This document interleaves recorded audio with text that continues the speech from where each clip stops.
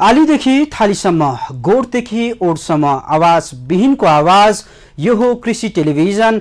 हामी छौँ 24 घण्टा तपाईको साथमा। नमस्कार, म कपिल खड्का। जैविक विविधता अनुसन्धान र विकासको लागि स्थानीय पहल लिभट र कृषि टेलिभिजनको संयुक्त प्रस्तुति कार्यक्रम कृषि संवादमा यहाँहरूलाई स्वागत छ। दर्शकवृन्द, नेपाल जैविक विविधताले धनी देश मानिन्छ। नेपालको उचाइ, भूबनोट, हावापानी एवं सांस्कृतिक विविधताका कारण हाम्रा खेती प्रणाली साथै कृषि बालीमा पनि विविधता छन्। यहाँका विभिन्न क्षेत्रका समुदायले रैथाने बालीको खेती गर्दै आफ्नो जनजीविका चलाउँदै आएका छन्।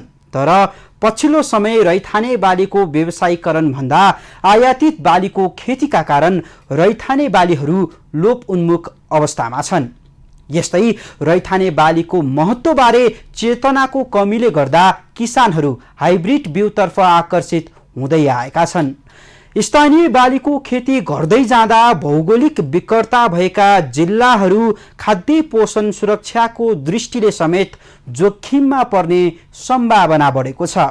अर्कोतर्फ नेपालमा बिउको जातीय विकासमा ढिलासुस्ती र गुणस्तरमा कमी भएका गुनासोहरू पनि सुनिने गरेका छन्। खेतबारी बाँझो राखेर आयातित कृषि उपज उपभोग गर्ने संस्कार बढिरहेका बेला रैथाने बालीको संरक्षण, उपभोग र बालीको जातीय विकासमा जोड दिन कतिको जरुरी छ हो। आज हामी नेपालमा बालीको जातीय विकासका प्रक्रिया साथै रैथाने बालीको महत्त्व, रैथाने बाली संरक्षण एवं प्रबन्धनमा सरकारको भूमिका, नीति तथा कार्यक्रममा रहेर छलफल गर्न गइरहेका छौँ। यिनै समग्र विषयवस्तुमा छलफल गर्न आज हामीसँग बिउ बिजन गुणस्तर नियन्त्रण केन्द्रका प्रमुख बेनुप्रसाद प्रसाई, जैविक विविधता विज्ञ डाक्टर देवेन्द्र गौचन र बिउ उत्पादक किसान कृष्ण घिमिरे स्टुडियोमा हुनुहुन्छ। आउनुहोस्, उहाँहरू तीनैजनालाई कार्यक्रममा स्वागत गरौँ। यहाँहरू तीनैजनालाई कार्यक्रममा स्वागत छ। धन्यवाद। म कार्यक्रमको सुरुमा डाक्टर गौचनबाट जान चाहे। डाक्टर साहब, नेपालको समग्र कृषि प्रणालीमा स्थानीय तथा रैथाने बालीको महत्त्व कतिको छ? कृपया उजागरण गरिदिनुहोस् न। हवस्, यो रैथाने बाली भन्नाले खास गरेर नेपाली किसानहरूले परापूर्व कालदेखि नै गरिआएका खेतीबाली हुन्। तर वास्तवमा यो अति पोषण तत्त्वले भरिपूर्ण, जलवायु अनुकूलित र यो विभिन्न सुक्खाग्रस्त क्षेत्रमा सीमित स्रोतमा पनि उत्पादन हुन सक्ने बाली हुन्। नेपाली किसानहरूले परम्परागत रूपमा खेती गर्दै आएको र घरयासीमा खाद्यान्नको परिकार र खाद्य सुरक्षा, पोषण सुरक्षाको लागि गर्दै आएको बाली हो। यी अति महत्त्वपूर्ण बाली हुन्। खास गरेर नेपालका विकट हिमाली लेकाली भेगहरूमा र असिंचित क्षेत्रहरूमा खास गरेर नेपाली साना सीमान्त कृषकहरूको लागि महत्त्वपूर्ण बाली हुन्। तर यो लोप हुने अवस्थामा छ, यहाँले भनिहाल्नुभयो। र यसमा यो जैविक विविधताको पनि अभिन्न अङ्ग हो। किनभने हाम्रो नेपाल चाहिँ कृषि जैविक विविधतामा धेरै धनी भन्छौँ। त्यो धनी भनेको यो लोपोन्मुख रैथाने बालीको हाम्रो स्रोत होइन। रैथाने बालीको विविधता नेपालमा भएको हुनाले नेपालको पारिस्थितिकीय प्रणाली, भूबनोटमा विविधता, सांस्कृतिक विविधता र खेती गर्ने पद्धतिमा विविधता भएको हुनाले यी बालीमा जैविक विविधता धेरै छ। तर यो लोपोन्मुख अवस्थामा छ। खास गरेर लोपोन्मुख हुनुको मुख्य कारण चाहिँ अहिले हाम्रो कृषि अनुसन्धान, शिक्षा र प्रसारमा खासै यसलाई महत्त्व दिएको छैन। यसले गर्दा यसलाई हामीले अपहेलित बाली पनि भन्छौँ, अपहेलनमा परेको। र यसले गर्दाखेरि यो एउटा लोप हुने अवस्था पनि भयो। र अर्कोतर्फ यस हाम्रो अहिलेको खुला अर्थतन्त्रमा खाने बानीमा परिवर्तन होइन, आधुनिक आयातित खाने, प्रशोधित खाने बानीले गर्दा पनि रैथाने खाने पद्धति, खानामा पनि परिवर्तन भएको हुनाले, खाने चलन नभएको हुनाले माग पनि कम भयो। यसले गर्दाखेरि यसको होइन लोप हुने अवस्थामा छन्, तर बढेको छ। तर यो जैविकताको एकदम अभिन्न अङ्ग हो र कृषक अधिकार र कृषकमा परम्परागत ज्ञान छ यसमा। होइन। र हाम्रो अहिलेको कृषि अनुसन्धान प्रसार र विकासले चाहिँ नयाँ प्रविधि रैथाने बालीमा उपयोग हुने खाले कृषि प्रविधिको विकास विस्तार हुन नसक्नाले पनि यो लोप हुने अवस्थामा आएको हो।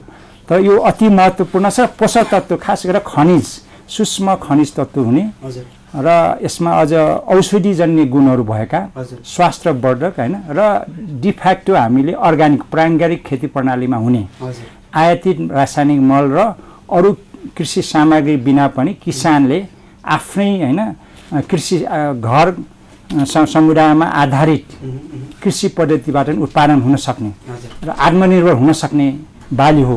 अब यी बालीहरूलाई चाहिँ किसानहरूले अपनाएका छन् कि छैनन् भन्ने प्रसङ्गमा पनि हामी जान्छौँ। हामीसँग किसान पनि हुनुहुन्छ होइन। अब त्योभन्दा अगाडि चाहिँ बिनु सरसँग म जान चाहे, नेपालमा जातको विकासको पछिल्लो अवस्था के छ होइन, र जस्तो अब यो रैथाने जातहरूलाई चाहिँ प्रवर्धन गर्न होइन विकास गर्न चाहिँ केन्द्रले चाहिँ के कस्ता प्रयासहरू गरेका छन्? हस्, धन्यवाद सर। अब खास गरी हाम्रो नेपालको जातीय विकासको अवस्था हेर्ने भनेदेखि लगभग हामीले विभिन्न बालीका 723वटा जातहरू चाहिँ हालसम्म चाहिँ दर्ता गरेका छौँ। त्यो 723वटा जातहरूमा चाहिँ विदेशबाट आएका जातहरू, त्यस पछाडि गएर नेपालमा विकसित भएका जातहरू 400को आसपासमा चाहिँ छन्। र हाम्रा चाहिँ अहिलेसम्म यो खास गरी रैथाने जात, त्यस पछाडि परम्परागत जातहरू किसानले रुचाइरहेका गरिरहेका जातहरू गर्नका लागि हामीले बिबिजन नियमावलीको एउटा छुट्टै सेक्सनमा यसलाई चाहिँ अलिकति सरलीकृत गर्नुपर्छ। यसको आफ्नै महत्त्व छ, अघि डाक्टर साहबले भने जस्तै होइन। यसको चाहिँ संरक्षण आवश्यक छ। यसलाई कम्तीमा चाहिँ हाम्रो राष्ट्रिय अभिलेखमा चाहिँ आउनुपर्छ भनेर चाहिँ एउटा विशेष व्यवस्था गरेका छौँ, जसमा चाहिँ खास गरी किसानले आफैले एउटा संस्थाले समूहले एउटा किसानले मसँग रैथाने जात छ, यो जातको चाहिँ यस्तो विशेषता चाहिँ छ, यस्ता चाहिँ के हो त भन्दाखेरि यसको उत्पादकत्व यस्तो छ भन्ने हिसाबले दर्ता गर्नुहुन्छ भनेर त्यो व्यवस्था गरेका छौँ। र अहिले रैथाने जातको अवस्था हेर्ने भनेदेखि हामीसँग 27वटा जातहरू चाहिँ रैथाने विभिन्न बालीका 27वटा जातहरू चाहिँ नेपाल राजपत्रमा सूचित भइसकेको अवस्था छ। अझै पनि क्याबिनेटमा लगभग 18वटा जातहरू चाहिँ हाम्रो अब क्याबिनेटमा पुगिसकेका छ, प्रस्ताव दर्ता भइसकेका छ, त्यसलाई पनि दर्ता गर्नेछौँ। भने अब हामीसँग चाहिँ के भयो त भन्दाखेरि लिबर्डबाटै खास गरी कृषि जैविकता संरक्षण केन्द्रमा काम गर्छ। त्यो संस्थाको सहयोगमा केही प्रस्तावहरू 7वटा जति जातहरू चाहिँ दर्ता गर्ने अवस्थामा छौँ। तर मुख्यतया भनेको हाम्रो स्वदेशी जात र विदेशबाट आएका जातहरूको चाहिँ बाहुल्यता रहेको छ। जस्तो उहाँले भन्नुभयो होइन, विदेशबाट आएका जातहरूको चाहिँ बाहुल्यता रहेको छ। अब तपाईँ बिउ उत्पादक किसान पनि हुनुहुन्छ होइन, र सँगसँगै रैथाने बिउलाई संरक्षण गर्न प्रवर्धन गर्न काम पनि गरिरहनु भएको छ उत्पादनमा रहेर होइन। एउटा बिउ उत्पादक किसान हुनुमा चाहिँ कतिको गाह्रो छ, के पाउनु भएको छ तपाईँले? बिउ उत्पादन गर्न गाह्रो होइन, बिउ पाउन चाहिँ नि गाह्रो। स्थानीय जात म जस्तै भन्नु कि अब खाद्यान्न बालीमा धान, गहुँ, मकै, जस्तै तोरी, यी बालीमा तेलन बालीमा तोरी, यसको बिउ उत्पादनमा चाहिँ निरन्तरता अहिले लगभग मेरो 15 वर्ष बित्यो। 15 वर्षको अनुभवमा के हुन गयो त भन्दा मलाई चाहिँ अब किसानको नाताले चाहिँ के हुन जानुपर्ने बित्यो त बिउमा भन्दाखेरि, जस्तै अब मैले बिउ स्वच्छ बिउ यो 15 वर्ष अगाडि जुन पाउँथ्यो धानको बिउ, त्यो बिउ पाउन अहिले स्वच्छ निरोगी मूल बिउ अर्थात् मैले पाउन सक्ने अवस्था कमै मात्रामा भयो, धेरै कम भयो। अनि उत्पादन के हुन गयो त उत्पादन घट्दै गयो। पहिला त्यही धानबाट उत्पादन भनौँ कि अब 8.5 हुन्थ्यो भने अहिले आएर त्यही धान चाहिँ अब आएर 5.3मा झर्ने भने जस्तो खुम्चियो। भन्दा किसानले के खोज्नु सुरु गर्नु पर्यो त अब भन्दाखेरि, एक त यो यसमा गुलियो बढी भयो अथवा टाइयो खोमा लगाएर खाँदाखेरि अब सुगर बढ्यो, रोगी रहेछ, यसलाई खानुभन्दा हाम्रो स्थानीय जातै खोजेर स्थानीय किन्न लगाउने, हाम्रो स्थानीय जात चाहियो। जस्तै मार्सी, थापा मार्सी, तौली, जस्तै उसको भनौँ न अब धानहरू, यिनीहरू पुरानो हाम्रो जात चाहिँ भयो भने यो जब 4.5, 4.6 यस्तो मात्रै सामान्य फल्छ भने हाम्रै त्यही जात पहिले फल्थ्यो नि। अब यो खाद्य पदार्थ प्रयोग गरेर पनि त्यो पनि फलाउन सकिन्छ र अब त्यसलाई दोहोऱ्याएर हामीले फेरि लगाउँदै जाँदाखेरि पनि फेरि पनि फलाउन सकिन्छ भन्ने किसिमको किसानमा म जस्तै म आफ्नो स्थानीय जातकै काम गर्दै गउँदै धेरै जस्तो किसानको माग पनि त्यो आएको। जस्तै अब तरकारीबाटै जाने हो भने पनि अथवा कस्तो छ भने एउटा सामान्य तरिकाले एउटा सामान्य धनियाँकै रूपमा जाने हो भने पनि कस्तो छ भने अब अझै आफ्नै धनियाँ राम्रो हो, स्थानीय ठिक छ नि, कलमी किन खाने अर्काको, आए खाने नआए हाम्रो त लोभ भयो, कहाँ छ त, खोज्न त पर्यो, हामीलाई चाहियो। राज्यले त खोजेर कहीँ संरक्षण गरेर राखेको हुन्छ, बिउ ब्याङ्क हुन्छ, जिङ ब्याङ्क हुन्छ, यो विभिन्न ठाउँमा संरक्षण गरेका बिउहरू यो खोजी गरेर ल्याएर थोरै थोरै भए पनि हामीले उत्पादन किन नगर्ने, अथवा राज्यले कहाँ उत्पादन गरेको छ त्यो ठाउँबाट ल्याएर हामी किन नगर्ने भन्दाखेरि जस्तै अब यही 72 सालको भूकम्प गएको टाइममा भन्ने हो भने ओखलढुङ्गाबाट बिउै नभएर हामीले पनि बिउ उत्पादन बिक्री गरिसकेको हाम्रो किसानलाई, अनि उहाँबाट बिउै पुरै भूकम्पले नष्ट भएपछि बिउै नहुँदाखेरि त्यो किसान त्यहाँबाट पनि ओखलढुङ्गाबाट जिल्ला कृषि कार्यालयबाट र तपाईँ बिउ उत्पादन गर्नुहुन्छ र तपाईँले चाहिँ हामीलाई बिउ चाहिएन, खैन भए पनि तपाईँले दिएको अघिल्लो वर्ष किसानलाई प्रमाणित बिउ दिएको ठाउँबाट चाहिँ हामीलाई उन्नत बिउ भए पनि खोजिदिनु पर्यो भन्दा मैले भने कि 8 टन बिउ खोजेर रामेछाप पठाएको थिएँ। भने स्थानीय जात भनेको अझ हाइब्रिड त्यहाँ पनि हाइब्रिड खोजे भए हुन्थ्यो, तर स्थानीय त त्यहाँ त अब लोप भयो, पुरै घर भातको पुरै सिद्धियो, त्यहाँ त आफ्नो हाइब्रिड लगाइदियो भने त अर्को वर्षबाट बिउ कहाँ ल्याउने, हाइब्रिड आएन भने के गर्ने भन्ने भएर स्थानीय जातै चाहिन्छ भनेर खोजी भएर स्थानीय जातै त्यहाँ 8000 केजी धान मैले पठाएको थिएँ। पठाउनु भयो होइन? मैले पठाएँ। तपाईँ एउटा किसान हुनुहुन्छ, किसानको पहलमा यसरी काम गरिरहनु भएको छ भने अब सरकारी प्रयास त अझै ठुलो रूपमा हुनु पर्थ्यो होइन? म यता जान चाहे बिनु सर, हेर्नुहोस् त हाम्रा रैथाने बालीहरू लोक उन्मुख अवस्थामा छन्, त्यो यो वास्तविकता पनि हो होइन? यसलाई अब संरक्षण गर्नु पर्यो नि, संरक्षणका कार्यहरूमा हामी किन ढिलासुस्ती किन? यस्तो अब ठ्याक्कै कृषि जैविकतासँगको महत्त्व, यसको चाहिँ संरक्षण गर्नुपर्छ, यसको चाहिँ उपयोग पनि गर्नुपर्छ भन्ने विषयमा नेपाल सरकार प्रष्ट नभएको विषय चाहिँ होइन। खास गरी हामीले चाहिँ यसको महत्त्वलाई हेरेर, यसको संरक्षणलाई हेरेर संरक्षण गर्नुपर्ने चाहिँ दायित्व हामीसँग भएको र यो संरक्षणको विषयमा चाहिँ निजी क्षेत्र त्यति आकर्षित हुँदैन हैन। निजी क्षेत्र चाहिँ व्यावसायिकमूलक एक्टिभिटीमा हुन्छ, त्यस कारणले सरकारले यसमा हाल्नुहुन्छ भनेर हामीले कृषि जैविक विविधता नीति स्वीकृत गरेको अवस्था छ। खास गरी यो चाहिँ जैविक विविधता संरक्षण चाहिँ गर्नुपर्छ भनेर हाम्रो चाहिँ संस्थागत संरचना बाल विकास तथा कृषि जैविक विविधता संरक्षण केन्द्र चाहिँ संरचना भएको छ। त्यस्तै गरेर नेपाल सरकारै भनौँ, हाम्रो चाहिँ के भयो त भन्दाखेरि नेपाल कृषि अनुसन्धान परिषदबाट जिन ब्याङ्कहरू चाहिँ स्थापना भएका छ। विगतमा चाहिँ हामीले जिल्ला कृषि विकास कार्यालय हाम्रो चाहिँ संस्थागत कार्यालय हुँदाखेरि सामुदायिक बिउ ब्याङ्कहरूमा हाम्रो चाहिँ के हो त भन्दाखेरि योगदान छ हैन। तथापि यहाँहरूले भने जस्तै, किसानले भने जस्तै विविध कारणले गर्दाखेरि चाहिँ यो चाहिँ हामीले पुर्याउन सकिरहेको छैन। अब अहिलेको हाम्रो सरकारको नीतिमा हेर्नुहुन्छ भनेदेखि खास गरी अहिले रैथाने जालीलाई चाहिँ हामीले अलिक एउटा चाहिँ नीतिगत रूपमा यसलाई बहसको विषय बनाउनुपर्छ, हाम्रा एक्टिभिटीहरू चाहिँ एउटा नीतिले डाइरेक्ट गर्नुपर्छ भनेर रैथाने बाली विकासको रणनीति बन्ने तयारी गर्ने काममा पनि हामी चाहिँ कृषि तथा पशुपक्षी विकास मन्त्रालय लागेका छौँ। सँगसँगै हामीले अघि डाक्टर साहबले पनि भन्नुभयो यो रैथाने बालीको प्रवर्धन भनेको चाहिँ यो बाई डिफल्ट अर्ग्यानिक हो हैन। बाई डिफल्ट अर्ग्यानिक भएको हिसाबले गर्दाखेरि हामीले रैथाने बाली चाहिँ एउटा अभिन्न सरकारको काम अर्थात् भनौँ सरकारको नीति तथा कार्यक्रम योजनाको एउटा पार्ट हुनुपर्छ भनेर प्राङ्गारिक प्रवर्धन मिसन कार्यक्रमहरू चाहिँ विगतदेखि सञ्चालन गरेका छौँ। त्यसको पहिलो पार्टमा हामीले चाहिँ खास गरी रैथाने जातहरूको चाहिँ संरक्षण गर्नुपर्छ, यसको महत्त्व यो छ हैन। हाम्रो चाहिँ खानेबानीमा चाहिँ परिवर्तन गर्नुपर्छ भनेर एवारनेसको पार्टहरूमा खास गरी स्थानीय तह प्रदेश तहमा सशर्त अनुदानको कार्यक्रमबाट त्यो कार्यक्रमहरू सञ्चालन गरेका छौँ।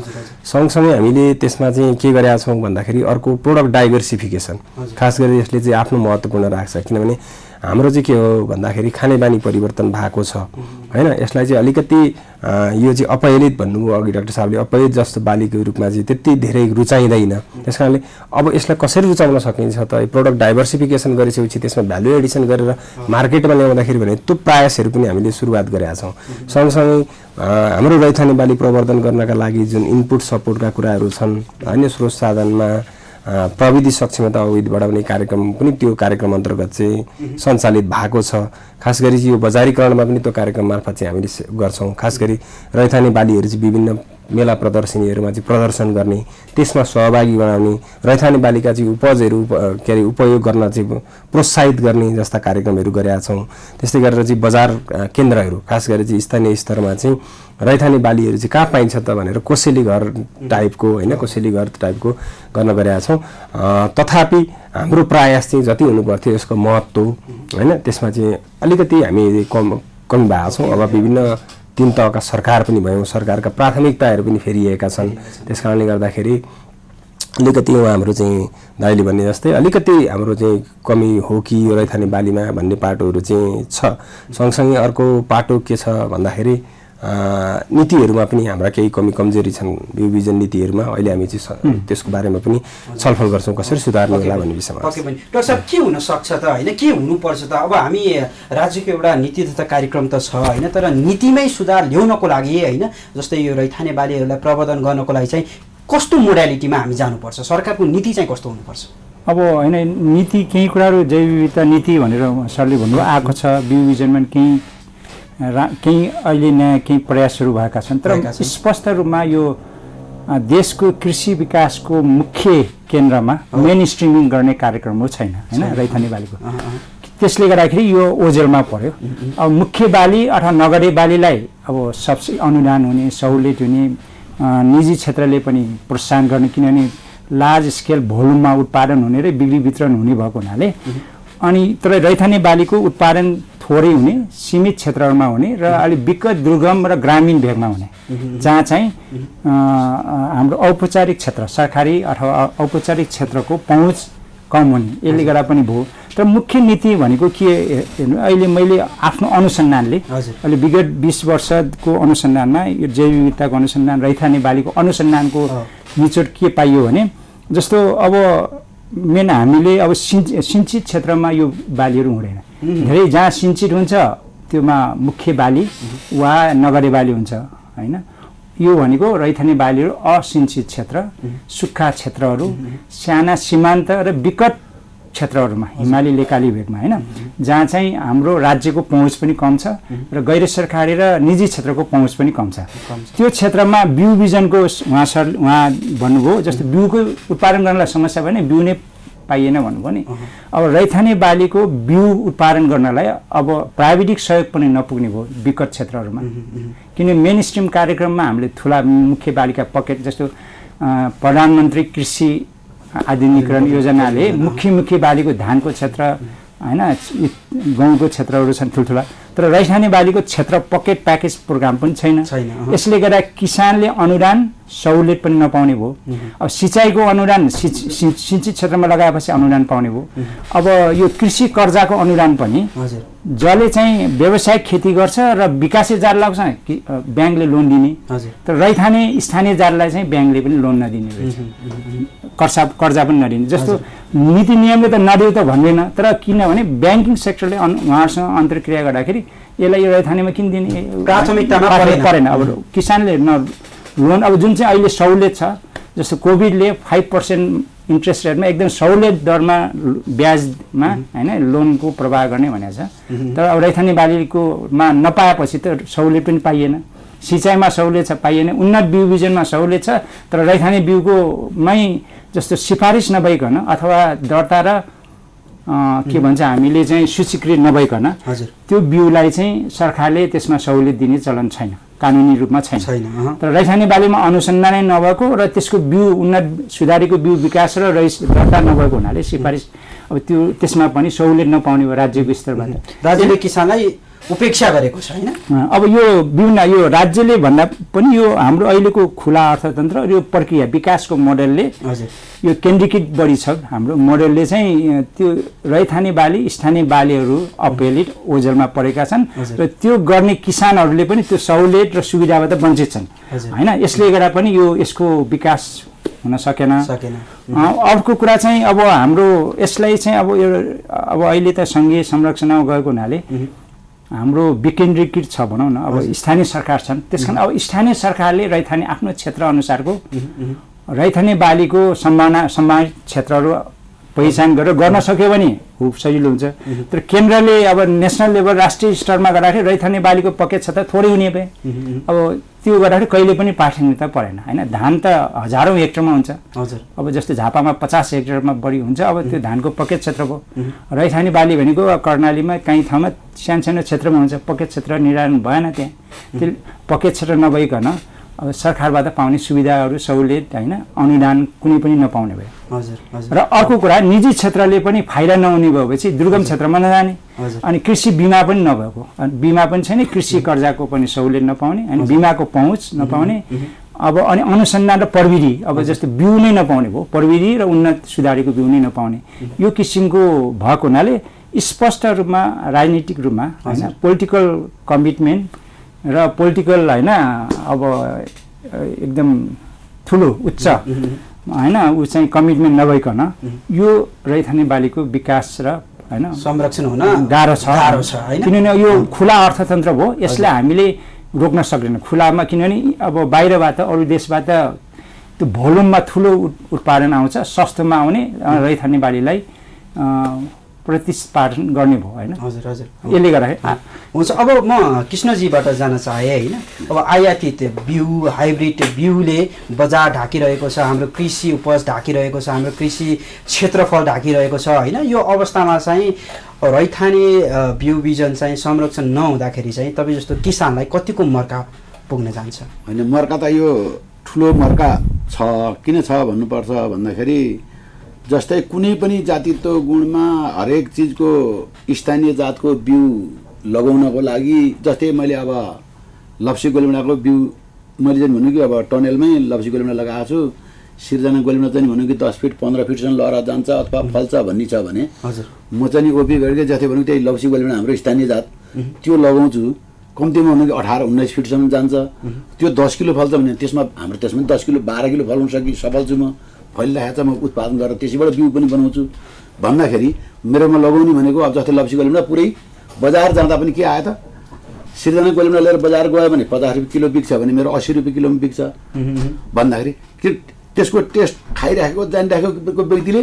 त्यो गोलमिडा लिएर बजारमा पुग्यो भने पनि के गर्ने भयो त तुरुन्तै एउटै किसानले एउटै उपभोक्ताले आएर 8-10 किलो एकैचोटि उठाउने भयो टनाभित्र लगाएको अब यो त पनि धेरै दिन राख्न सकिन्छ यो स्वादिलो मिठो फेरि भन्ने बेला पाइँदैन भनेर पनि बिक्री हुन्छ भने जस्तै अहिले नहुने चाहिँ नि जस्तै सरहरूले भने जस्तो अब यो लोभ हुँदै गएको अथवा यसलाई भनेको अब हाइब्रिडले नै प्राथमिकता दिएर हाइब्रिड नै प्रचलितमा आइसकेपछि यो अलि नै छ भन्ने किसिममा जाने भन्नु भन्दा नि अहिलेमा मैले बुझेअनुसार चाहिँ के छ भन्दाखेरि जस्तै अब होइन जरु कि फापरकै कुरा गरौँ फापर कम्तीमा 2 बाली हुने भइदिया भए त किसानले हाम्रो रैथाने बाली हो नि त त्यो फापर 2 बाली उत्पादन अथवा कुनै तराई र हिम पहाड गर्दाखेरि 3 बाली हुन सक्ने ठाउँ पहिचान गरेर त्यसरी उत्पादन गर्ने हो नि त किसानको त्यसबाट त मुनाफा धेरै छ एकदमै मुनि बिग्रिरहेछ हैन र भने जस्तै अब जुनै सुकै पनि जस्तै अब काँक्रो मैले अहिले काँक्रो पनि भन्छु काँक्रो के छ त भन्दाखेरि कुस्ले काँक्रोको बिउ पाउने भए हाइब्रिड काँक्रा बिउ नेपाल आउँदै आउँदैन हजुर त्यो भन्दा छिटो हाम्रो कुस्ले काँक्रो फल्छ अनि राज्यले चाहिँ कहाँ संरक्षण गरेर राखेको छ त खोइ त सरकारले त नेपालबाट कहीँ व्यवस्था गरेर राखेको छ भने त्यो बिउ त बाहिर निकाल्दैन किसानलाई दिनु पर्यो नि कहीँ लुकेका पनि होला कहीँ लुकेका पनि होला अब यस्तो अवस्थामा होला नि सर अब यो अवस्थामा चाहिँ किसान यदि दर्ताको प्रोसेसमा प्रक्रियामा जान चाहनुहुन्छ भने चाहिँ कसरी जाने त हैन कुन ढङ्गमा जाने त हैन हाल रैथाने बालीहरूको दर्ता गर्ने अवस्था चाहिँ के छ त त्यो बताइदिनुस् अब खास गरी बिउबिजन नियावलीले 4 किसिमका चाहिँ दर्ता प्रक्रियाको बारेमा परिकल्पना गरेका छ पहिलो भनेको स्वदेशमा विकसित भएको जात हैन स्वदेशमा विकास भएको जातलाई चाहिँ दर्ता गर्ने उन्मोचन गर्ने र दर्ता गर्ने दुईटा चाहिँ बाटाहरू भए तेस्रो बाटो भनेको विदेशबाट आयातित जातहरूलाई दर्ता गर्ने पाटो भयो र चौथो पाटो भनेको अनि हामी त्यसलाई चाहिँ शेड्युल घ अर्थात् चाहिँ अनुसूची घ भन्छौँ त्यो अनुसूची घ भनेको चाहिँ स्थानीय तथा परम्परागत जातहरूलाई चाहिँ दर्ता गर्ने पाटो हो अब खास गरी त्यसमा चाहिँ स्थानीय तथा रैथाने जातहरूलाई चाहिँ दर्ता गर्दाखेरि एकदम सिम्प्लिफाइड गरेका छौँ एकदम चाहिँ सरलीकृत गरेका छौँ एकजना किसान जस्तो उहाँ किसानले पनि यो भेराइटी मसँग मेरो स्थानीय जात हो जस्तो एकछिनका लागि बासमती घिरौँला भनेपछि यसको नाम यो हो बाली यो हो यसले उत्पादकत्व यति दिन्छ यसका विशेषताहरू यस्तो यस्तो छन् किनभनेदेखि रैथाने बालीको महत्त्वपूर्ण पाटो भनेको विशेषता हो किन भोलि यसलाई चाहिँ संरक्षण गर्नुपर्छ यसलाई उपयोगमा ल्याउनुपर्छ भोलि चाहिँ जिन ब्याङ्कमा अर्थात् चाहिँ सुरक्षित राखेर त्यसलाई चाहिँ भोलि हाम्रा चाहिँ जातहरू विकास गर्दाखेरि त्यसमा भएका गुणहरूलाई युटिलाइज गर्नुपर्छ हैन भन्ने हिसाबले चाहिँ त्यो गुणहरू राखेर 8-10 उत्पादकत्व कति छ विशेष गुणहरू कति छ भन्ने हिसाबले हामीले चाहिँ उहाँहरूले प्रस्ताव ल्याउनुहुन्छ र प्रस्ताव ल्याइसकेपछि अहिले हामीले के गर्छौँ भन्दाखेरि त्यो प्राविधिक उपसमिति जात अनुमोदन उन्मोचन तथा दर्ता उपसमिति राष्ट्रिय विभाजन समिति हुँदै नेपाल सरकारमा सूचित हुने परिपाटी छ त्यसकारणले गर्दाखेरि यो किसान लेभलबाट गर्ने भएको कारणले गर्दाखेरि यो फर्म पनि सिम्प्लिफाइड गरौँ भनेर सिम्प्लिफाइड हामीले गरिरहेका छौँ अर्कोतर्फ चाहिँ यसलाई चाहिँ यो प्राविधिक समिति त बिछुट्टा चाहिँ के हो त भन्दाखेरि वैज्ञानिकहरूको समुदाय हो, खास गरी चाहिँ टेक्निकल कमिटी भनेको। त्यो कमिटीमा भन्दा हामी भेराइटी जात अनुमोदन तथा उन्मोचन समितिमा राखौँ, किनभने यो एउटा अभिलेखीकरण मात्रै भयो भने पनि हाम्रो लागि ठुलो सम्पत्ति हुन्छ भोलिको दिनमा, हैन?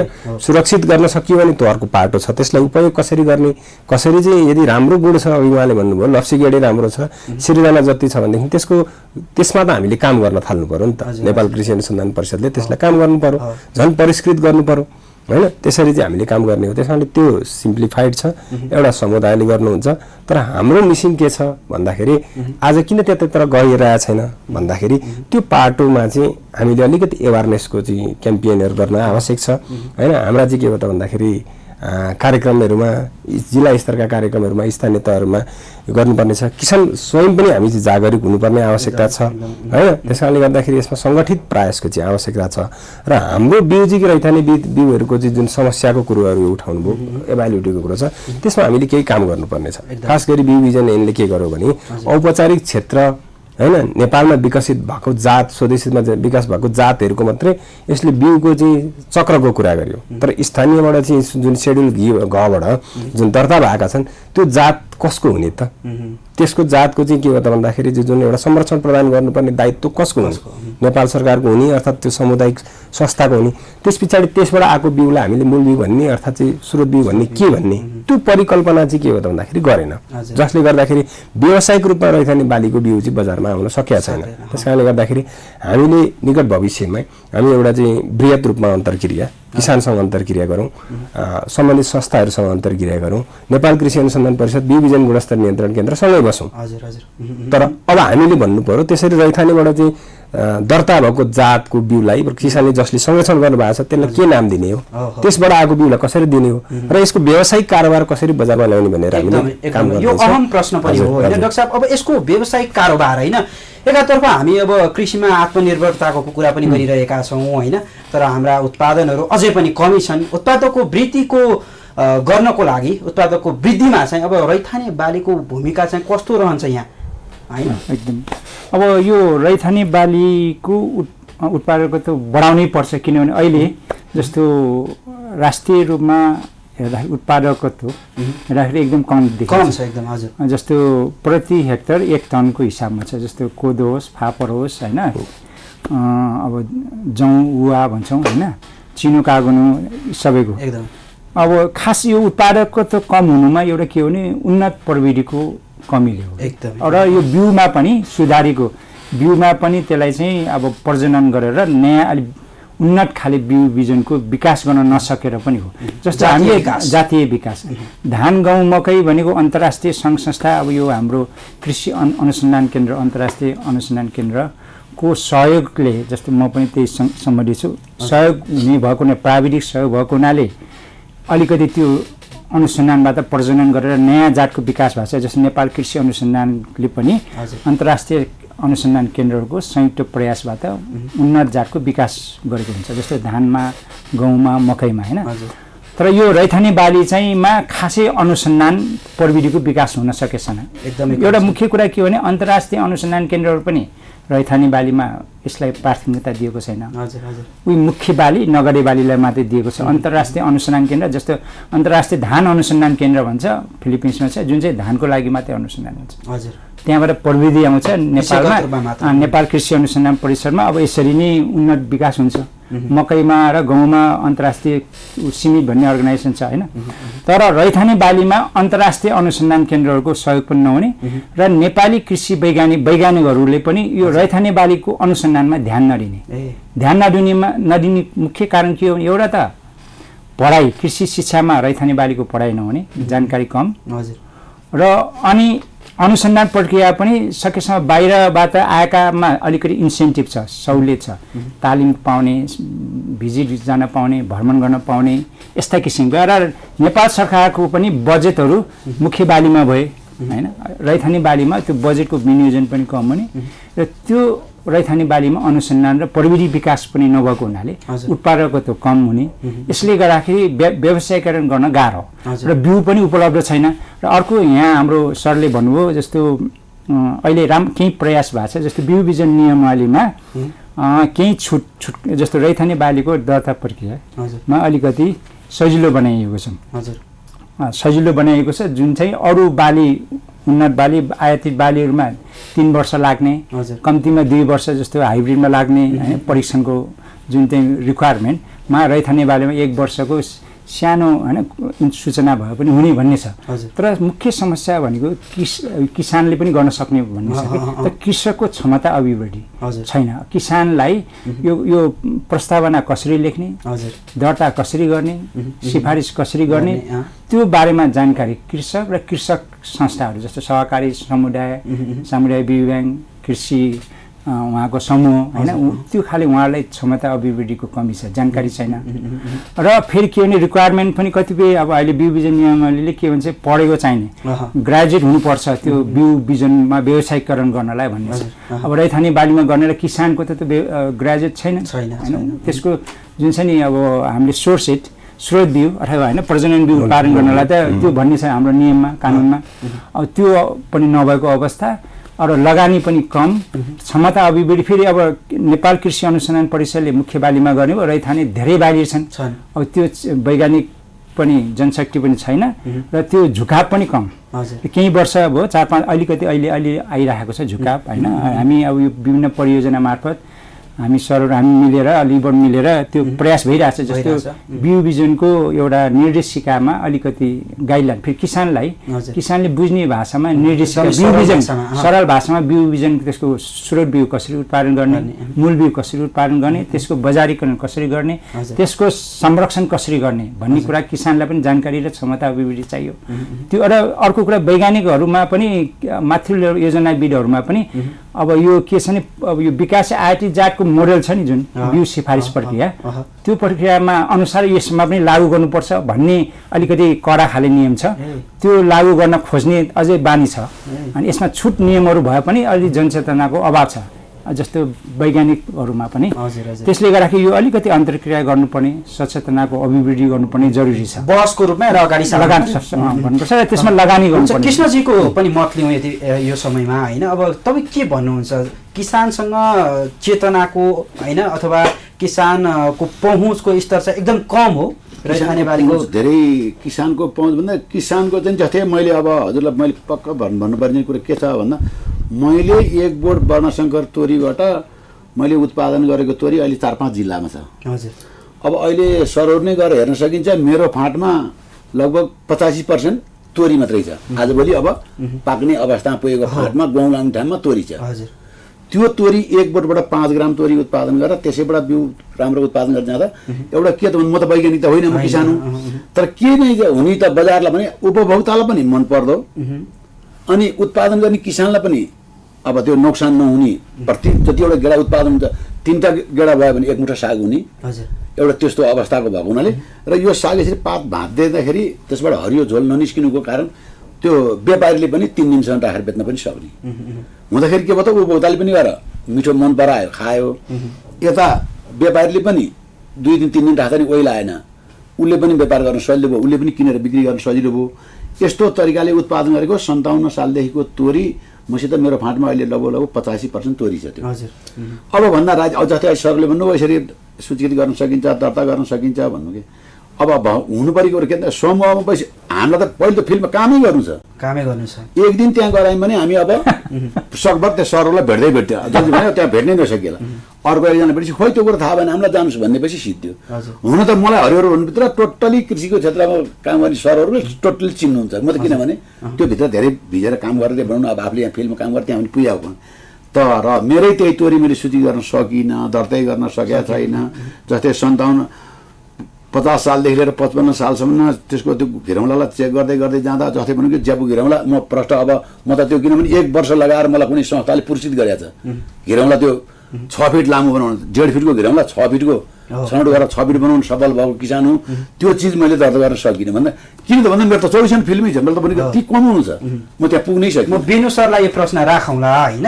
अब जस्तो नि कृष्णजी, अब हामीले उत्पादन बढाउनु पर्छ, आय आर्जन पनि बढाउनु पर्छ भनिरहेका छौँ हैन। किसानहरू पनि त्यही बाटोतर्फ लाग्नुहुन्छ हैन। अब रैथाने जातमा चाहिँ उत्पादन वृद्धि गर्न सकिन्छ त? तपाईँ त आफै फिल्ममा बसेर काम गर्नुभएको छ हैन, के भन्नुहुन्छ? उत्पादन गर्न सकिन्छ। किन त भन्दा जस्तै नेपाल सरकारको स्थानीय अब हाम्रै गाउँघरमा रहेको अहिले उपत्यकाभित्र लागेको तोरी छैन, पहिला 2 जात तोरी लाग्थ्यो हाम्रो। हजुर एउटा त तोरी एउटा कालतोरी भनेर एकैपल्ट त्यो 2 छारी छर्दियो भने एउटा तोरी पहिला आउँथ्यो, एउटा साग झाम्टो भएर बस्थ्यो र अर्को त्यो तोरी निकालिसकेपछि पछि त्यो साग आएर फेरि तोरी फल्दा 2 बाली तोरी एकैचोटि छरिदिँदै 2 बाली आउँथ्यो। स्थानीय त्यो किसिमको थियो। अब अहिले दुईटै लोप भयो छैन। अब हाम्रो गाउँघरमा त्यो तोरी भने खोजेर कहीँ पनि पाइँदैन। एउटा कालतोरी एउटा कालतोरी भनेर भनिन्थ्यो, त्यो दुई चिज अहिले लोप छैन। गाउँबाट उन्मूलन गरेर सकियो। सकिँदाखेरिको कारण के भयो त अब अहिले त्यो तोरी चाहिँ के त भन्दा बर्खामा साग छरे पनि एकदमै झरीमा जति झरी पर्छ त्यति राम्रो भएर आउने दह्रो झरिलो भएर। अनि अर्को के त उत्पादन नि उसले एक रोपनी बराबर 50 देखि 55 किलो गेडा बिउ उत्पादन गर्दा उत्पादन दियो। अनि बिक्री पनि के भयो त भन्दा किसानलाई हाम्रो स्थानीय लोकल तोरी बजार बेच्न जाँदाखेरि 60 देखि 80 रुपियाँ पाइन्छ। त्यो तोरी बेच्न गयो भने 300 रुपियाँ किसानले अथवा घरबाटै 100 रुपियाँ मानुमा 800 रुपियाँ पाथीमा घरबाट बिक्छ। अझ खोजी उपभोग गरिरहेका छन्। त्यो पनि नपाउँदा त्यसमा पनि के त भन्दा उत्पादन छुटिसकेको छ नि, उहाँ साग छरेर बितिसक्यो तोरी नपाउँदा। किनभने साग उत्पादन गरेर बजार जानु छ भनेपछि यो तोरीको उत्पादन बढ्दैन भन्ने कुरा छैन। जस्तै अब हाम्रो धानमै मैले अहिले सरलाई भने नि अब हाम्रै स्थानीय पहिलेको बिउ चाहिँ निकालेर लगाउँदाखेरि नि हाम्रो 3.5 टन 4 टन धान फल्छ भने हामी त्यो किन ल्याएर नलाउने, त्यसको खोजी किन नगर्ने, हामीले पाउनु पर्यो। अथवा कहाँ पाइन्छ, राज्यले कसरी संरक्षण गरेको छ छैन, पाएदेखि त्यसबाट उत्पादन गर्न पाए। अर्थात् हाम्रो त्यो पहिलेको स्थानीय जातमा त सुगर पनि थिएन, कुनै प्रेसर पनि केही रोग पनि थिएन, औषधीय गुणले भरिपूर्ण होइन।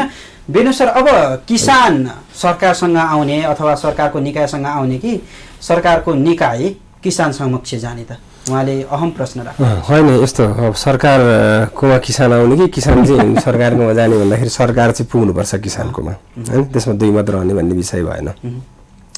त्यस कारणले गर्दाखेरि कसरी चाहिँ सरकारी निकायको राज्यको निकायको स्थानीय स्तरमा चाहिँ पहुँच स्थापित हुन सक्छ, कसरी पुग्छौँ भन्ने विषय चाहिँ लाई मनन गरेरै होला देशमा सङ्घीय व्यवस्था लागू भएको होइन, जनताको घर आँगनमा राज्यको चाहिँ निकाय पुर्याउने भन्ने विषयमा।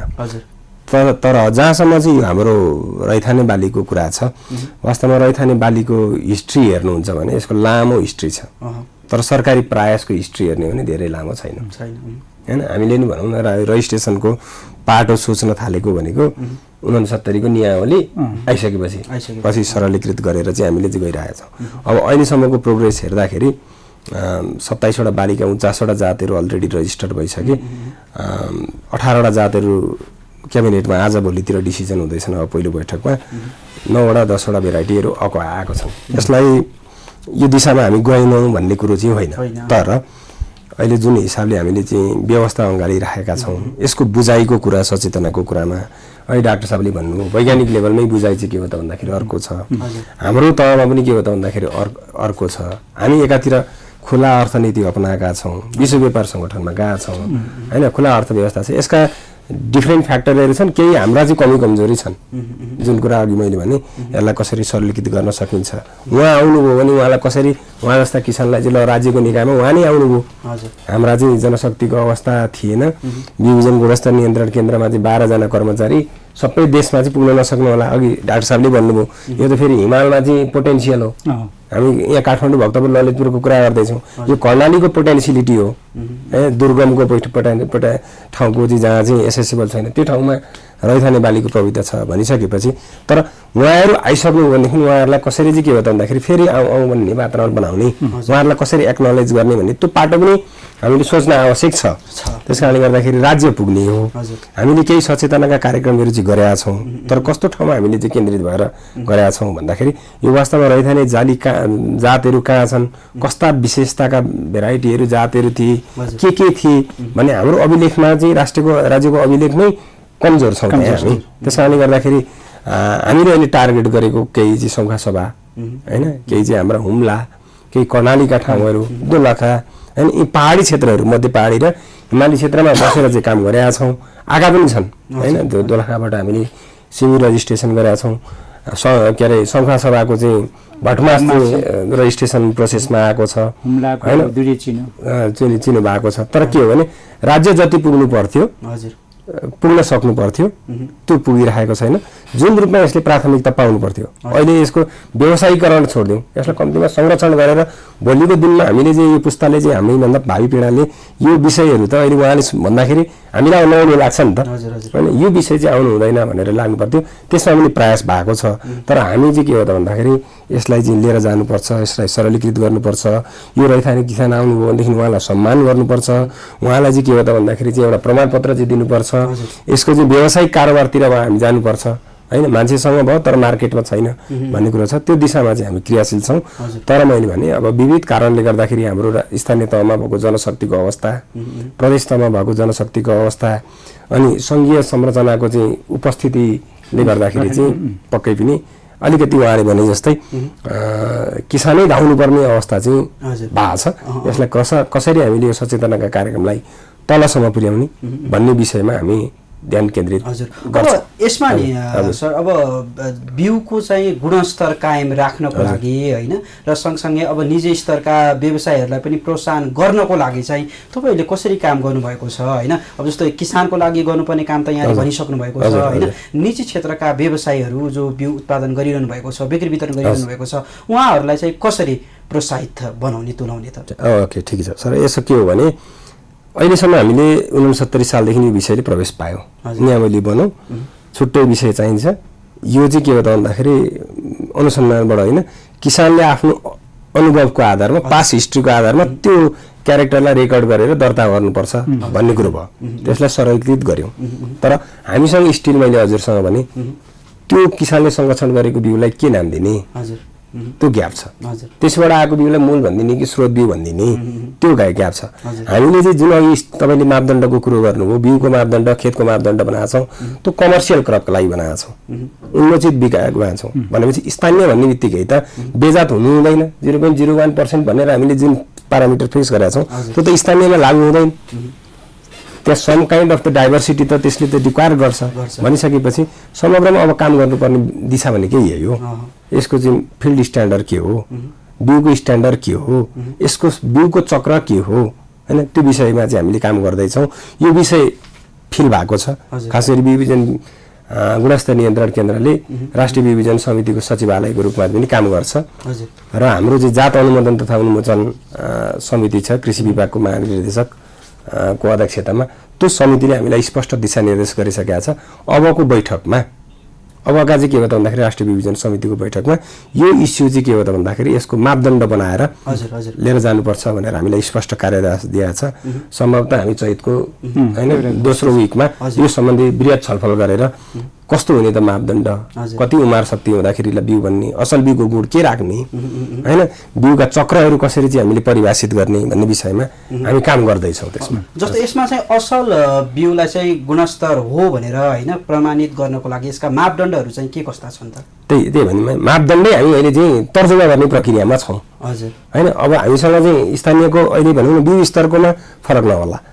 उमार शक्ति 70% भन्छौँ, उन्नत बिउको 70, 75, 80 अहिले क्रप हेरेर छ 80% भन्छौँ, त्यो क्रप हेरेर छ होइन। 80% भनौँ मानौँ होइन, 80% खाद्यान्नको चाहिँ हाम्रै चाहिँ त्यो माइनर क्रपमा 80% उमार शक्ति भनेर हामीले मान्यौँ। भौतिक शुद्धता 30% भनेर गरौँला, चिस्याम 12% भनेर भौतिक शुद्धता, जैविक आनुवंशिक शुद्धता 90 भन्दा बढी छ, 98% भौतिक शुद्धता भनेर हामीले भन्यौँ। तर यो भनिरहँदाखेरि ठ्याक्कै बिउबिजन एन हेर्नु भनेदेखि त यो रैथाने बालीको हो भन्ने कुरामा चाहिँ क्वेसन नै छ होइन। रैथाने बालीकै हो त भन्दा यो त हामीले जेनरल बिउको कुरा हेरेका छौँ, उन्नत बिउको गुणस्तर हो यो। तर रैथाने बालीमा चाहिँ के भनौँ न कार्बोनिगस 80 पुग्ला त्यो त रिसर्च हुनु पर्यो नि त। डाक्टर साहब चुनौतीको मुख्य चुनौतीको विषय यही हो, प्रश्न चिन्ह खडा हो। एउटा मुख्य चुनौती एउटा चाहिँ किनभने यो रैथाने बालीका जातहरूको संरक्षण गर्ने र त्यसको दर्ता गर्ने भन्नुभयो। यो चाहिँ अहिलेको नयाँ बिउबिजन ऐन होइन नियमले के भने किसानलाई पनि, किसान समूहलाई पनि उहाँले आफै दर्ता गर्न सक्ने भनेर त्यो परिभाषित गरेको छ। तर अरू बाली, जनरल बाली, कमर्सियल उन्नतको लागि के थियो भने खास गरी यो रेजिस्टर लिनुपर्ने के भन्छ लाइसेन्स लिएर निजी कम्पनी अथवा सरकारी अनुसन्धान केन्द्र अथवा सरकारले गर्ने भन्ने थियो होइन। त्यसमा त पढेको ग्रेजुएट हुनुपर्छ भन्ने छ मूल बिउ होइन, प्रजनन बिउ निकाल्नलाई। तर अब रैथाने बालीको लागि पनि त्यो प्रजनन बिउ अथवा मूल बिउको त्यो चक्र चाहिने हो कि होइन, त्यही फलो गर्दाखेरि गाह्रो हो किसानलाई। किसान अथवा किसानको सङ्घ संस्थालाई, सहकारी समूहलाई अब 98% चाहिँ भौतिक शुद्धता, आनुवंशिक शुद्धता हुनुपर्छ भनेर मापन गर्नु पर्यो। त्यो किसानसँग त्यो क्षमता अभिवृद्धि छैन। एउटा त्यो समस्या भयो। अर्को चाहिँ फेरि के भने निर्देशिका, यसमा अलिकति छुट हुनुपर्छ भन्ने हाम्रो धारणा हो होइन, किनभने रैथाने बालीको रैथाने होइन जातहरूको लागि यो विकासे उन्नत आयाती जातहरूको भन्दा यसमा अलिकति मापदण्ड सजिलो हुनु पर्यो, सरलीकृत हुनुपर्छ भनेर हामीले त्यो लागि प्रयासमा छौँ। प्रयासमा उहाँ सर हामी मिलेर लिबर होइन त्यो बनाउने प्रक्रियामा छौँ। तर त्यो अझै पनि अब किसानको लागि सजिलो सरलीकृत हुनु पर्यो कि। र त्यसमा पनि अहिलेको बिउ बिजन नियमावलीले के भन्छ भने अब त्यो के प्रमाणीकरण हुनु पर्यो बिउको, नभए यथार्थ सङ्केत पत्र भन्छ, लेबल सिट भन्छौँ। त्यो सङ्केत पत्र गर्नलाई कमसेकम त्यही उमार शक्ति कति हुनु पर्यो सबै गरेर हाम्रो कुनै ल्याबोरेटरी अथवा प्राइभेट सेक्टर, निजी अथवा सरकारी सेक्टरले इन्सपेक्टर बिउको निरीक्षकले चाहिँ सिफारिस गरिनुपर्छ होइन। गुणस्तर यो सही छ भनेर सिफारिस गरेको खण्डमा मात्र त्यो बिक्री वितरण गर्न मिल्छ। तर किसानको अब रैथाने जातको लागि त किसानको लागि अब त्यो जुन मापदण्ड तयार गर्नलाई गाह्रो छ, कठिन छ। त्यस कारण किसानहरूको क्षमता अभिवृद्धि गर्नुपर्छ। र यो फेरि जैव विविधताको नै अभिन्न अङ्ग भएको हुनाले उहाँहरूको कृषक अधिकार पनि सुरक्षित हुनुपर्छ भने किसानको, किनभने उहाँहरूको आफ्नो आफैले संरक्षण गर्नुभएको छ परापूर्वकालदेखि र उहाँहरूको अमूल्य परम्परागत ज्ञान छ उहाँहरूमा होइन। भनेपछि त्यो चोरी पनि अरूले गएर अहिले व्यवसायिक कम्पनी, अरू प्राइभेट कम्पनी लिएर त्यो बिउ मेरो हो भनेर कमर्सियल गरेर बिक्री गरेको खण्डमा जैविक चोरी मानिन्छ होइन। अहिलेको त्यो अवस्थामा किसानले किन संरक्षण गर्ने होइन। त्यस कारण किसानलाई पनि त्यो अधिकार सुनिश्चित गर्नुपर्छ भन्ने अब त्यो खालि कानुन पनि अब केही ड्राफ्ट बनेको छ। अब त्यो प्रयासमा छ होइन, त्यो कानुन फुल्ली बनेको छैन होइन। त्यो भयो भने किसानको हक अधिकार पनि संरक्षण गरे बापत, किनभने यसमा अरू जस्तो कमर्सियल बालीमा जस्तो मुनाफा छैन। किसानले संरक्षण र होइन त्यसको व्यवसायीकरण गरे बापत किसानले के पाउने त होइन, इन्सेन्टिभ भन्ने कुरा हो। जस्तो अब विकासित जातमा नगरे बालीमा जस्तो राष्ट्रपति पुरस्कार बढी ठुलो फलेको खण्डमा राम्रो गरेकोमा पुरस्कार छ। तर रैथाने बाली बढी विविधता संरक्षण गरे बापत, यसमा अमूल्य गुण संरक्षण गरे बापत त्यस्तो किसिमको पुरस्कार दिने चलन पनि छैन। त्यस कारण हामीले त्यो पनि राष्ट्रपति पुरस्कार अथवा ठुलै पुरस्कार पनि जसले जैव विविधता अमूल्य होइन जातहरू संरक्षण गर्छन्, लोप हुने जातहरूलाई उनीहरूलाई पनि दिनुपर्छ। त्यो हो भने उहाँहरूलाई पनि एउटा पुरस्कृत गर्न सक्यो, सम्मान गर्न सक्यो भने किसानले यो संरक्षण गर्न सक्छ। त्यस कारण यही हो कृष्ण सर, किसानलाई प्रोत्साहन के अब जस्तै सरले अहिले जति भने त्यो कुरामा चाहिँ म के भन्न चाहन्छु भन्दाखेरि जस्तै मैले लगभग उत्पादन गरेको हुन त मैले मेरो जमिनमा उत्पादन भएको बिरुवा मैले देख्दाखेरि एकदम झरिलो पौष्टिक भएको एकदम राम्रो बिरुवा आएको हुँदाखेरि यो चाहिँ नि कम्तीमा त राम्रै जात हो है, यसलाई चाहिँ बिक्री गर्नु पऱ्यो भन्ने भएपछि मैले त्यसको एरिया केही कभर गरेर केही छेकेर त्यो बिउ उत्पादन गरिसकेपछि त्यो तोरीलाई मैले बजारमा 5 ग्राम आयो, त्यसको फेरि अर्को वर्ष छरेर केही साग उत्पादन भएपछि फेरि त्यसलाई तेस्रो वर्षमा चाहिँ मैले बजारमा साग लिएर आएँ। मैले घरमा बनाएर खाँदा असाध्यै मिठो। अनि भनौँ कि बजारमा ल्याउँदा मलाई बिक्री गर्न निकै कठिनाइ भयो ताजा तरकारीमा। किन त भन्दा चिनेकै छैन, देखेकै छैन, नहुँदा कि अनि त्यो खानेले त ओ भोताले पत्याएन। अनि आज लगेर खानुहोस् ल, एक मुठा लगेर खाएर हेर्नुहोस्, भोलि तपाईँले विश्वास मान्नुहुन्छ भनेपछि त्यो लगेर खाएपछि त उनीहरू सबैलाई हुँदै गएपछि त मलाई बजारमा म एक दिनमा यही जावल खेलको चोकमा ल्याएर पनि 32 देखि 34 हजारको सागै बेचिदिन्थेँ लान्छ है। किन त भन्दा जति ल्याए त्यति हरभरि गइरहन्थ्यो क्या, त्यति मन पराउने। अनि त्यो हुँदै गएपछि के भयो त भन्दा मेरो त्यो तोरी हिमाल तराई पाहाड कहीँ पनि लागेको छ, अहिले कहीँ पनि छ त्यो तोरी उत्पादन। अब भन्दा चितवन त उत्पादन छ यसको। अब भने कि अब मेरो यो ठाउँमै उत्पादन छ, जस्तै अब होमला जुम्ला ठाउँमै पुर्याए पनि उत्पादन छोराहरूले त्यहाँ पुर्याइदिएको छ भने त्यहाँ उत्पादन त्यहाँ पनि बिउ उत्पादन गर्न सकिन्छ। अनि फेरि हामी लगभग उपत्यकामा पनि छौँ कृष्ण सर होइन, उपत्यकाभित्र के भन्न चाहनुहुन्छ? अब हामीसँग केन्द्रका प्रमुख पनि हुनुहुन्छ होइन, अब रैथाने बिउहरू होइन र यसको संरक्षण गर्न अथवा दर्ता गर्नको लागि चाहिँ सरकारले अब के गरिदिनु पर्ला त?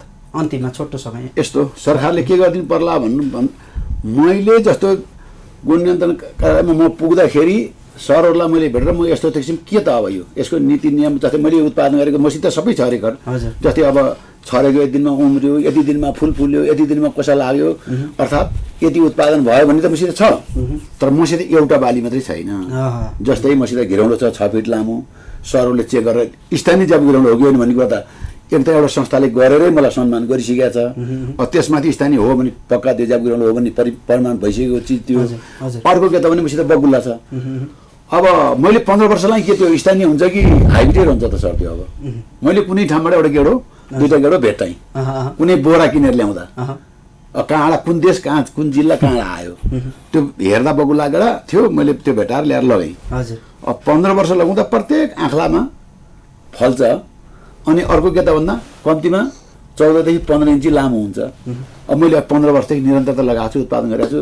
अब ताजा तरकारी बेचेको छु अथवा भने बिउ मैले साइडबाट सहयोग गरेको यसरी जाँदाखेरिको अब त्यो 15 वर्षदेखि त्यो हाइब्रिड हुन्छ कि लोकल हुनसक्छ एउटा। अर्को के त हुनसक्छ भन्दा मैले यो बिउ जस्तै तोरी अथवा घिरौँलो अथवा बगुल्ला मैले दर्ता गर्न चाहेँ भने जस्तै सर्वै ठाउँमा हुन त म नचिने त्यो नआएको त होइन।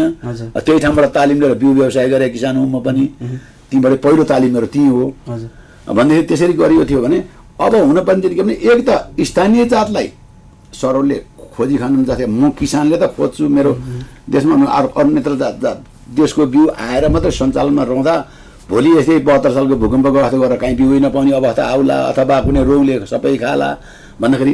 तर यो खाद्य बाली मात्रै बाली होइन।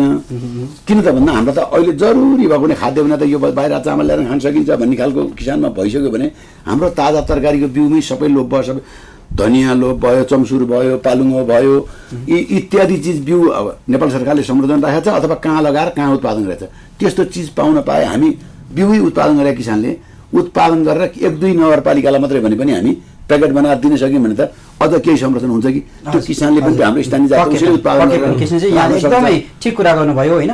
अब हामी कार्यक्रमको अन्तिममा पनि छौँ विनय सर, अन्तिममा के भन्न चाहनुहुन्छ? अब केन्द्रले गर्नुपर्ने काम होइन, नीतिगत जुन अस्पष्टता पनि छ होइन, वैज्ञानिक आफै पनि रणभुल्लमा पर्नुभएको छ, सरले भन्नुभयो, रक्षाबु भन्नुभयो होइन। अबको सुधारका पक्ष बाटो चाहिँ के हुन सक्छन् त?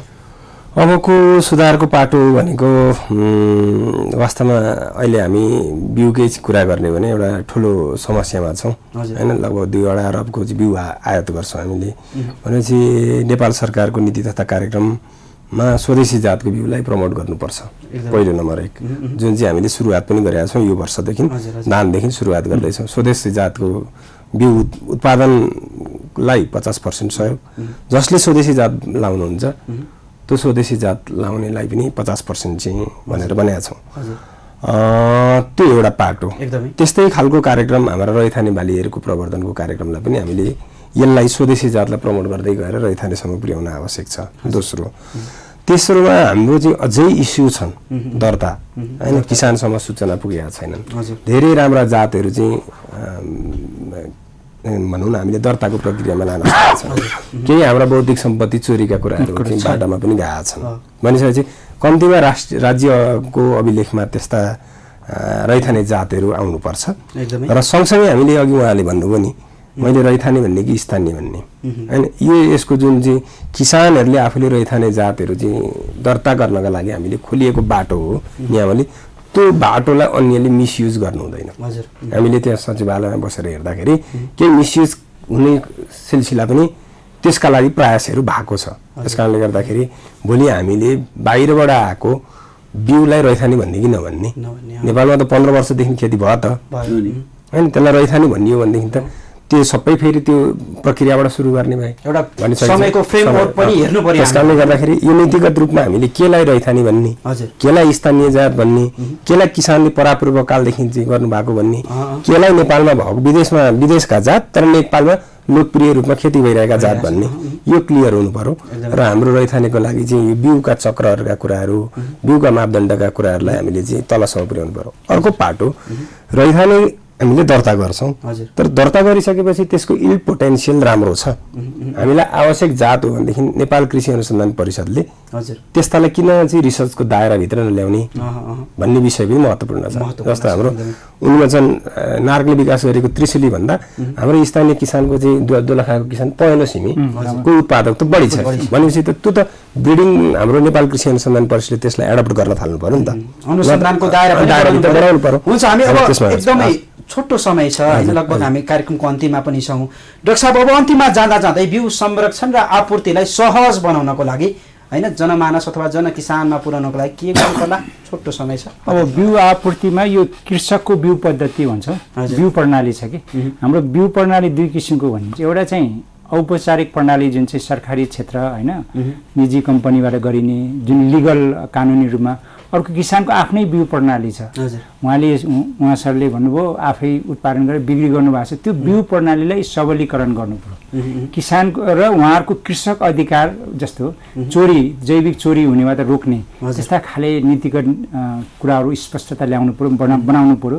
बिउ प्रणालीलाई सबलीकरण गरेर र औपचारिक प्रणालीसँग जोडेर यो जैविक विविधताको होइन, रैथानी बालीको विभिन्न जातहरूको यो चारित अनुसन्धान गरेर त्योबाट कुन चाहिँ जात कुन ठाउँ क्षेत्रमा राम्रो हुन्छ त्यो अनुसारको होइन बिउको उत्पादन र त्यसको विस्तार गर्नुपर्छ र त्यसको दर्ता र होइन सिफारिस गर्ने प्रक्रिया बलियो हुनु पर्यो, मुख्य मेन स्ट्रिममा हुनु पर्यो। यसको लागि स्थानीय सरकारलाई र बिउ बिजनको हाम्रो नियमावलीमा अब प्रणाली बिउ बिजन ऐनलाई पनि स्थानीय सरकारको लागि पनि बेग्लै सङ्घीय प्रादेशिक सरकारमा पनि लागू हुने किसिमको अलिकति सुधार ल्याउनुपर्छ। र अर्को मुख्य कुरा चाहिँ बिउको प्रणालीको विकास गर्नलाई एउटा उपजको रैथानी बालीबाट उत्पादित उपजको पनि माग वृद्धि गर्नुपर्छ कि त्यो भनेको खाने बानीमा परिवर्तन ल्याउनु पर्यो। त्यो माग भएको बिउको पनि माग हुन्छ। त्यसको लागि त भ्यालु एडिसन भन्छ नि, होइन, उत्पादनमा विविधीकरण र बजार मूल्य श्रृङ्खला बढाउनु पर्यो र त्यसमा खाद्य परिकार, आधुनिक खाद्य परिकारमा उपयोग गर्नु पर्यो, एकदमै आम उपभोक्ताको माझमा पुर्याउनु पर्यो होइन। हुन्छ, निकै नै महत्त्वपूर्ण विषयवस्तुमा आज हामीले छलफल गऱ्यौँ। स्टुडियोसम्म यहाँहरू तिनैजना आइदिनु भयो। यहाँहरूको समय र संवादको लागि धेरै धेरै धन्यवाद। र यहाँलाई पनि समय दिनुभयो हाम्रो कुरा धन्यवाद है। जैविक विविधता अनुसन्धान र विकासको लागि स्थानीय पहल लिबर्टद्वारा प्रायोजित कार्यक्रम कृषि संवादको आजको श्रृङ्खला यति नै। हामी अर्को श्रृङ्खलामा पुनः उपस्थित हुने नै छौँ, फरक अतिथि र फरक विषयवस्तुका साथ। तबसम्मका लागि बिदा दिनुहोस्। कृषि टेलिभिजन हेर्दै रहनुहोला। जय कृषि, जय किसान, समृद्ध कृषि, नेपालको शान।